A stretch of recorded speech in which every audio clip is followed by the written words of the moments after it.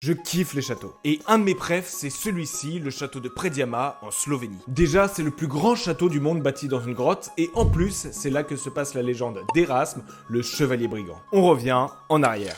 On est au 15e siècle et Erasme Luger, c'est un baron qui est connu pour dépouiller les riches et donner aux pauvres. C'est une sorte de Robin des Bois slovène. Un jour, Erasme est à la cour de Vienne et il s'embrouille avec un mec qui manque de respect à un de ses amis décédés. Et Erasme tue ce mec. Et ce mec, c'était un proche de l'empereur autrichien Frédéric III. Oups. Forcément, Erasme retourne chez lui, mais il est vite poursuivi et il se réfugie dans son château de Prediama, qui a la particularité d'être encastré dans une falaise. Le château est réputé imprenable et effectivement, les troupes impériales n'arrivent pas à rentrer. Du coup, il décide d'attendre autour que les défenseurs meurent de faim et sortent. Mais Erasme a plus d'un tour dans son sac. Le château est construit dans une immense grotte qui donne à l'arrière sur des galeries qui débouchent plusieurs kilomètres plus loin sur l'extérieur. Et ça, les assaillants ne le savent pas. Erasme et ses hommes se ravitaillent donc discrètement et peuvent manger tranquillement. Et les assaillants, ils ne comprennent rien. Ils pensent même que c'est de la sorcellerie. Tout ça va durer un an, mais en 1484, tout bascule. Erasme est trahi par un serviteur qui avertit le camp adverse au moment où le chevalier se trouve dans le seul endroit à portée des engins de tir, les latrines.